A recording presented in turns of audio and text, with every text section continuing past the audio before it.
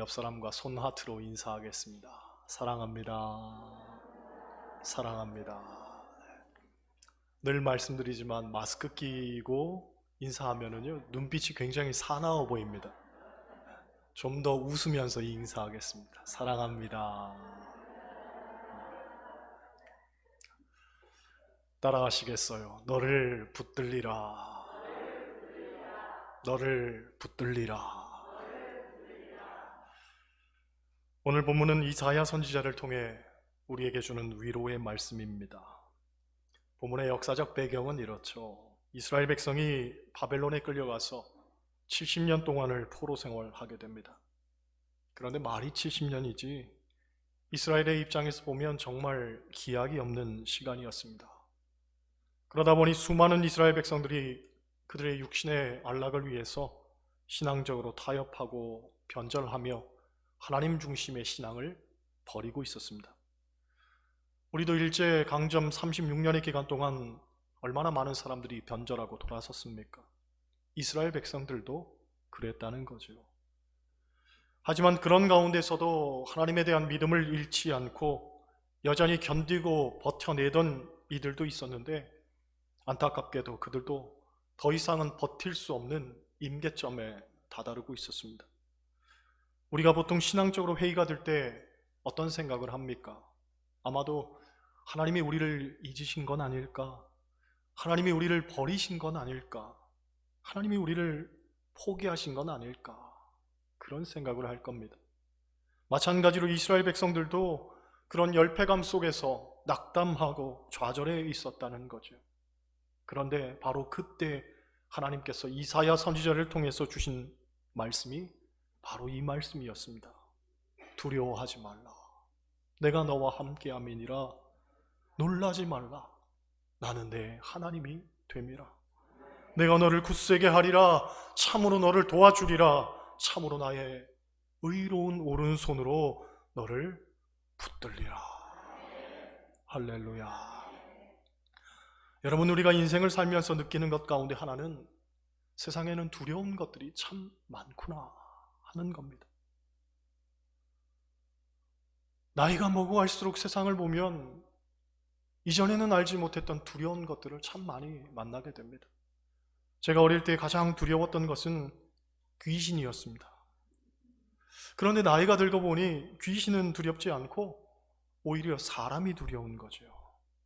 그러니 비로소 깨닫게 되는 것은 뭐냐면 우리가 일반적으로 귀신은 뭐 하나 저 인간 안 잡아가고 하고 말하는데 알고 보면 귀신이 안 잡아가는 게 아니고 못 잡아가는 거예요. 왜냐하면 귀신보다도 사람이 더 무섭기 때문에 그렇습니다. 귀신도 그 사람 무서워서 못 잡아가는 거예요. 혹 주변에서 망가질 대로 망가진 사람 보신 적 있습니까?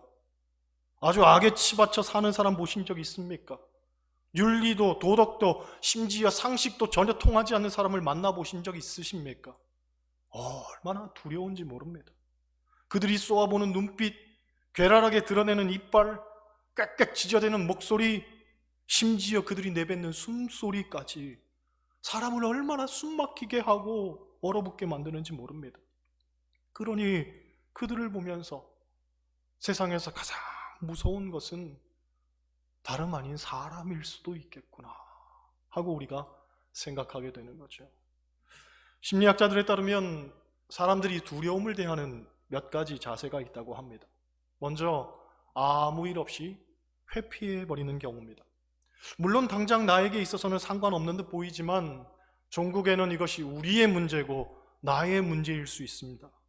마주하기 싫어서 회피해버리긴 했지만 늘 두려움의 문제는 내 뒤에 잔존하고 있고 점점 우리에게 가까이 다가오는 거죠. 둘째로 술과 담배 혹은 노래나 스포츠 같은 것을 잊어버리려 하는 경우입니다. 물론 그런 것들이 두려움을 잊는 데에 도움은 된다고 합니다. 하지만 일시적이고 즉흥적인 처방일 뿐입니다. 잠시 보류해 두는 것일 뿐이지 본질적 해결책이 될 수는 없습니다. 셋째, 미움과 분노, 짜증으로 폭발시키는 경우입니다. 일반적으로 사람들은 그렇게 하면 두려움이 없어질 거라고 생각하죠. 하지만 이것은 오히려 두려움을 증폭시키는 촉매제가 된다고 합니다. 극단적으로 감정을 고조시킨 사람이 어느 한순간에 나락으로 떨어지는 경우 허다합니다. 그러니 결국 이것도 근본적 해결책이 될 수는 없는 거죠. 게다가 사람에게는 가장 본질적이고 궁극적인 두려움이 있습니다. 무엇입니까? 바로 죽음에 대한 두려움입니다.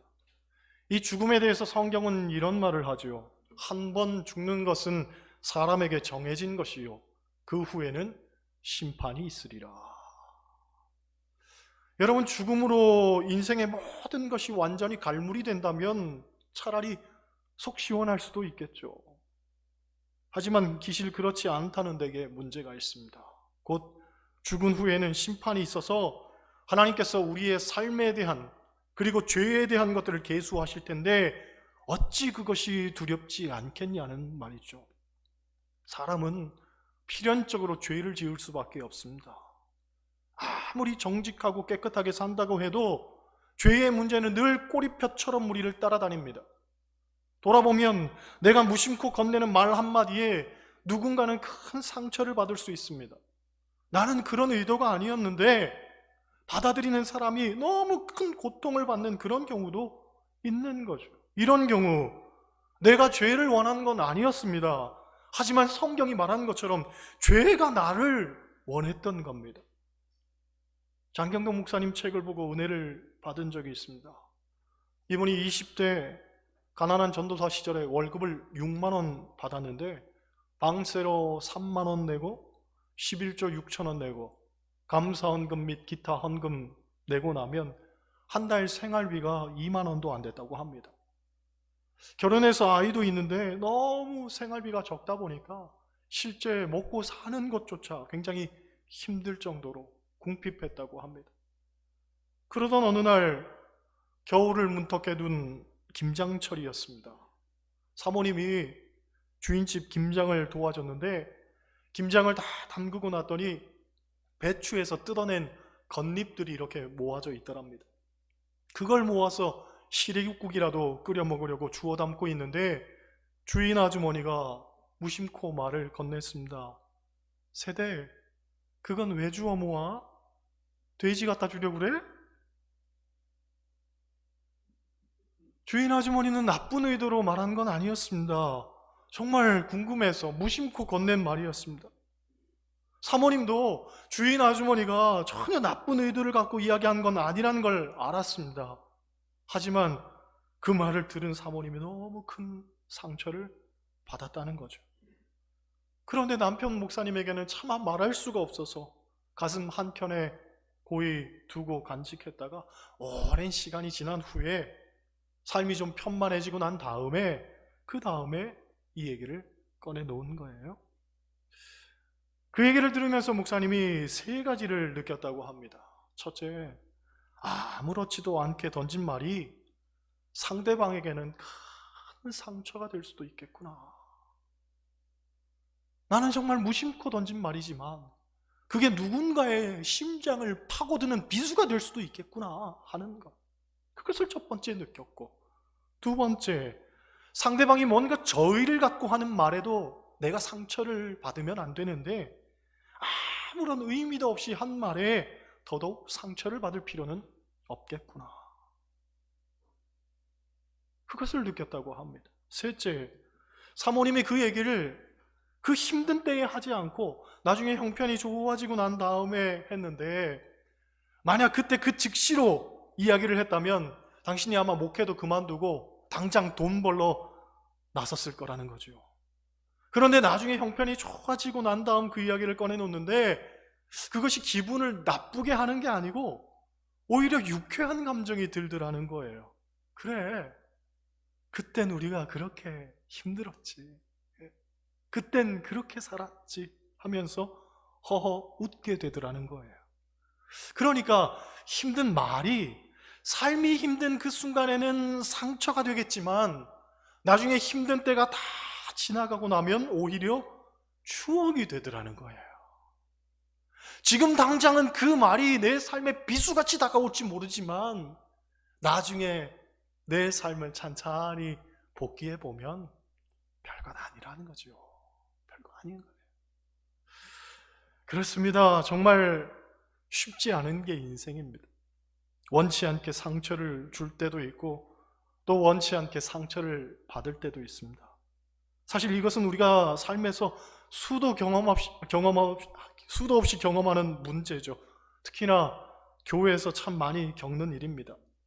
늘 말씀드리지만 교회 안에서 일어나는 문제들을 보면 살인, 강도, 방화, 약탈 같은 문제가 일어나는 교회는 하나도 없습니다. 교회에서 일어나는 문제의 대부분은요, 말이죠, 말.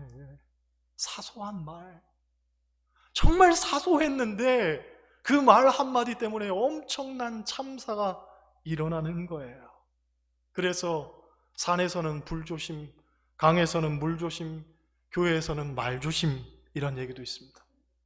물론 처음 듣는 말일 겁니다. 왜냐하면 제가 지어낸 말이거든요. 하지만 그럴 수도 있겠구나. 다들 고개를 끄덕일 거예요. 지금 왜? 그게 지금 우리 교회의 현주소니까. 사도 바울은 권면하기를 너희 말을 항상 은혜 가운데 소금으로 맛을 냄과 같이 하라 하고 이야기했습니다. 곧 그리스도인이라면 말 한마디도 숙고하면서 할 필요가 있는 거죠. 할렐루야. 이렇듯 분명한 것은 우리의 삶의 자리 속에는 늘 죄가 있더라는 거예요. 그리고 성경이 말하는 것처럼 죄의 삭은 사망으로 이어지는데, 사도 바울의 고백처럼 오라 나는 곤고한 사람이로다. 이 사망의 몸에서 누가 나를 건져낼꼬? 결국은 이게 문제 아닙니까? 그렇죠? 이 사망의 몸에서 누가 나를 건져낼꼬? 그런데 여러분, 인류 역사상 이 죄의 문제를 해결해 주신 분은 예수 그리스도밖에는 없습니다. 수많은 성인 군자들이 있었어도 죽음을 이긴 사람, 죽음을 극복한 사람은 하나도 없었습니다. 모두 다 사망의 발밑에 엎드릴 수밖에 없었죠. 하지만 예수 그리스도는 죽음을 이기시고 부활하셨습니다. 그리고 내가 세상을 이기었노라. 분명히 말씀하셨잖아요. 이것을 믿고 깨닫고 고백하는 사도 바울의 이 선언이 어떻게 바뀌느냐? 이 사망의 몸에서 누가 나를 건져내랴 하면서 절망하고 낙담했던 사도 바울이 고린도전서 15장 부활장을 보면 사망아 너의 승리가 어디 있느냐? 사망아 내가 쏘는 것이 어디 있느냐? 사망이 쏘는 것은 죄요, 죄의 권능은 율법이나 우리 주 예수 그리스도로 말미암아 우리에게 승리를 주시는 하나님께 감사하노라 하고 고백하는 거죠. 여러분, 우리가 하나님을 믿는 가장 큰 이유는 기독교는 죽음을 넘어선 종교이기 때문에 그렇습니다. 사망이 한 사람 아담으로부터 왔지만 죽은 자의 부활도 한 사람 오직 예수 그리스도로 말미암아 우리에게 주어졌습니다. 그러므로 누구든지 예수 그리스도를 믿기만 하면 구원을 받죠. 천하 인간의 구원 얻을 만한 다른 이름을 우리에게 주신 일은 없습니다. 오직 예수로만 구원받습니다. 여러분, 이것을 믿으시길 바랍니다. 바벨론 70년의 포로 생활 가운데서도 죽음의 한계를 뛰어넘은 대표적 두 가지 이야기가 다니엘서를 보면 나옵니다. 첫째는 사드락과 메삭과 아벤느고의 이야기죠. 처음 이스라엘 백성들이 바벨론의 포로로 끌려갈 때 바벨론의 임금은 느부갓네살이었습니다. 그는 자기 권세를 자랑하려고 두라 평지 60규빗, 오늘날로 환산하면 약 한 30m, 40m 정도 되는 큰 금신상을 세우고 누구든지 나팔 소리가 울리면 그 신상 앞에 절을 하도록 명령을 내립니다. 만약 절을 하지 않으면 그 즉시로 맹렬히 타는 풀무불 가운데 던져지게 했죠. 성경을 보면 그 풀무불의 위력이 얼마나 대단했던지 그 근처에만 다가가도 사람이 불이 붙어서 그 불이 사람을 삼켜버릴 정도였다고 합니다. 그러니 그 불을 보는 사람은 누가 왕의 신상 앞에 절을 하지 않을 수가 있겠습니까? 그런데 포로로 끌려간 이스라엘 백성들 가운데 사드락과 메삭과 아벤느고라는 젊은이들이 이 큰 신상에게 절하지를 않는 거예요. 여러분, 이들이 누굽니까? 이들은 이스라엘의 영재들 가운데 특별히 뽑혀서 바벨론의 귀족 교육을 받아 이미 바벨론 지방으로 파송된 관리들이었습니다. 포로로 끌려왔지만 자기들의 노력으로 소위 세상에서 성공하고 출세하고 부와 명예와 권력을 지니고 있었던 그런 입지전적인 인물들이었다는 거죠. 잠시만 타협하면 그들이 누려온 것들을 계속 누릴 수 있었습니다. 아니, 앞날이 창창한 젊은이들이었기 때문에 더 큰 권력과 권세를 얻을 수도 있었습니다. 상황이 이렇다 보니 느부갓네살이었는 이 배신감도 이만저만이 아니었죠. 그래서 내 손에서 너희를 건져낼 신이 누구겠느냐 하고서 빈정댑니다. 그때 사드락과 메삭과 아벤느고가 고백한 말이 감동적이죠. 우리가 섬기는 하나님이 우리를 맹렬히 타는 풀무불 가운데에서 능히 건져내실 줄 믿습니다. 또 왕의 손에서도 건져내실 줄 믿습니다. 그러나 만약 그렇게 하지 아니하실지라도 우리는 금신상에게 절하지도 않고 오직 하나님만을 섬기겠나이다. 결국 사드락과 메삭과 아벤느고는 활활 타오르는 풀무불 가운데 던져집니다. 그런데 놀라운 일이 벌어지죠. 풀무불 가운데 3사람이 던져졌지만 그림자는 4개가 있었습니다. 그들을 지키시는 하나님의 사자가 함께 했던 거죠. 결국 그들은 머리털 하나 상하지 않았다 하고 성경은 말합니다. 하나님께서 그들을 죽음에서부터 건져주신 거죠. 할렐루야. 두 번째 이야기는 다니엘의 이야기입니다. 느부갓네살의 시대는 가고 다리오 왕의 시대가 열립니다. 왕의 신임을 받아서 다니엘이 총리로 발탁이 되죠. 그러나 주위에서 그를 시기하고 질투한 사람들이 참 많았습니다. 왕을 부추겨서 왕 이외에 다른 시인이나 사람에게 기도하면 사자굴에 넣기로 합니다. 그런데 그 기간이 성경을 보면 30일이었습니다. 30일. 그러니까 30일만 잘 넘기면 되는 문제였어요. 딱 한 달만 소위 눈 감고 지내면 그가 누리던 것들을 여상하게 누릴 수 있었습니다. 아니, 냉철하게 보면 창문만 안 열면 됩니다. 조용히 골방에서 창문 닫고 자기 혼자 기도하는데 누가 뭐라 하겠습니까? 누가 알겠습니까? 그렇잖아요. 뭐가 문제예요? 왜 그렇게 혼자만 유별되게 믿는 거예요? 그렇게 믿을 필요 없잖아요. 그렇게 안 해도 하나님 다 아실 텐데 적당히 타협하면서 좋은 게 좋은 걸로 신앙생활 하면 될 것 아닙니까? 그렇잖아요. 한 달인데. 그런데 다니엘은 사자굴에 들어갈 것을 알고도 평소 하던 대로 예루살렘을 향한 창문을 열고 하루 3번씩 기도합니다. 그 신앙의 고집 때문에 결국 사자굴에 다니엘은 던져지게 되죠. 그런데 다음날 다리오 왕이 사자굴에 가봤더니 다니엘이 살아있는 거예요. 왕을 본 다니엘이 이렇게 말합니다. 왕이여, 원하건대 왕은 만수무강하옵소서. 나의 하나님이 이미 그의 천사를 보내어 사자들의 입을 봉하셨으므로 사자들이 나를 상해하지 못하였사오니 이는 나의 무죄함이 그 앞에 명백함이 오며 또 왕이여, 나는 왕에게도 해를 끼치지 아니하였나이다.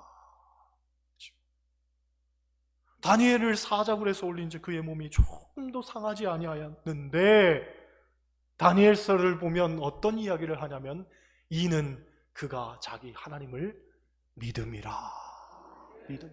할렐루야. 그가 하나님을 믿었기 때문에 하나님께서 그를 지키셨다는 거예요. 보호하셨다는 거예요. 그의 몸이 조금도 상하지 아니하였다는 거예요. 그가 하나님을 믿었기 때문에. 그렇습니다. 하나님은 우리와 함께 하실 뿐더러 우리를 지키시고 보호하시는 분인 줄 믿습니다. 그러하기에 우리에게 두려워하지 말라 하고 말하는 거예요. 두려워하지 말라. 또 오늘 본문은 우리에게 놀라지 말라 하고 말합니다. 그런데 여러분, 왜 놀라겠습니까? 그건 전혀 예상치도 못한 일을 갑자기 맞닥뜨리기 때문에 우리가 놀라게 되는 거죠. 그러므로 놀라지 말라는 말은 하나님 안에서는 충분히 예상 가능한 일이고 미연에 방지할 수 있는 일이라는 것을 우리에게 가르쳐 주는 거예요. 내 편에서는 정말 뜻하지 않았던 상황을 맞닥뜨리는 거지만 하나님 편에서는 아니, 다 계획이 있고 하나님 알고 계신다는 거예요. 충분히 하나님께서 피할 길도 내시고 하나님의 방법대로 하실 거니까 놀라지 말라는 거예요. 당황하지 말라는 거예요. 허둥대지 말라는 거예요. 기실복음서를 보면 예수님께서 제자들에게 이런 말씀하시죠. 시험에 들지 않게 깨어 기도하라. 이 말을 바꿔 생각하면 깨어 기도하는 사람은 시험에 들지 않게 된다는 거죠. 그런데 더 심화시켜서 생각해 보면 여러분, 시험이 찾아왔다는 것을 깨어 기도하는 사람이 알겠습니까? 모르겠습니까? 모르겠죠. 시험에 들지 않았으니까 기도하는 사람은 모른다고요. 미연에 막아주시는 하나님의 손길이 있었기 때문에 시험 찾아왔는지 몰라요. 하지만 시험이 왔습니까? 안 왔습니까? 시험은 왔습니다. 분명히 찾아왔습니다. 내가 인지하지 못했을 뿐이지 하나님께서 사전에 막아주셨단 말이죠. 그런 관점에서 보면 놀라지 말라 하는 것은 하나님의 간섭하시는 손길이 분명히 있었음을 우리에게 말해주는 겁니다. 한신대 정태기 박사님이 미국 유학 시절에 어느 집사님이 호랑이 잡은 이야기를 해주더랍니다. 한 번은 사냥개를 데리고 사냥을 나갔는데 갑자기 호랑이가 나타났다는 겁니다. 보통 개들은 호랑이를 만나면 오줌을 질질 싸면서 도망을 쳐야 정상인데 이 사냥개가 호랑이 무서운 줄 모르고 마구 달려들더라는 거죠. 그런데 개가 달려드니 호랑이가 오히려 당황해서 나무 위로 도망을 치더랍니다. 그래서 이 집사님이 총으로 편안하게 나무에 있는 호랑이를 쏴서 잡았다는 거죠. 그런데 이분이 하는 말이 사냥개가 왜 도망을 치지 않고 호랑이에게 달려들었을까? 그것은 평소 어떤 짐승을 만나도 주인의 총 한 방이면 죽는 것을 보았기 때문이라는 거예요. 그러니 주인과 함께라면 갑자기 호랑이를 만나도 당황하거나 허둥대지 않고 오히려 담대히 용감하게 싸울 수 있다는 거죠. 왜? 내 뒤에는 주인이 있으니까. 마찬가지라는 거예요. 여러분, 우리의 등 뒤에는 하나님이 계십니다. 전혀 예상치도 못한 순간에 갑자기 큰 시험거리가 찾아온다 할지라도 놀랄 필요 없습니다. 엄청난 고난이 찾아온 것처럼 보여도 놀랄 필요가 없습니다. 정말 당혹스러운 상황을 만나는 것처럼 보여도 놀랄 필요가 없습니다. 왜? 하나님이 알고 계셔요. 하나님이 보고 계셔요. 그 또한 하나님의 계획 가운데 있는 거예요. 허둥댈 필요 없어요. 내가 이렇게 절망 가운데 끙끙대는데 하나님 뭐 하시냐? 탄식할 필요 없습니다. 이미 하나님 아시는데. 할렐루야. 여러분, 하나님이 우리의 힘이시고 우리의 능력이 되시는 줄 믿습니다. 내가 너를 굳세게 하리라. 너를 도와주리라. 참으로 의로운 오른손으로 너를 붙들리라. 분명히 말씀하시잖아요. 걱정은 붙들어 매시기 바랍니다.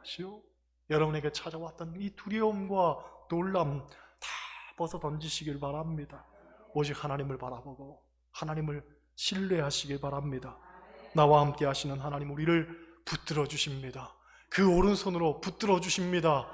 우리가 할 일은 그 손잡고 묵묵히 걸어가면 되는 거예요. 가장 좋은 길로 하나님 우리 손잡고 인도하신단 말이죠. 오늘 본문은 우리에게 분명히 말합니다. 내가 너를 붙들리라. 내가 너를 붙들리라. 하나님 손잡고 하루하루 기쁘고 담대히 사는 여러분 되시길 주님의 이름으로 간절히 축원합니다.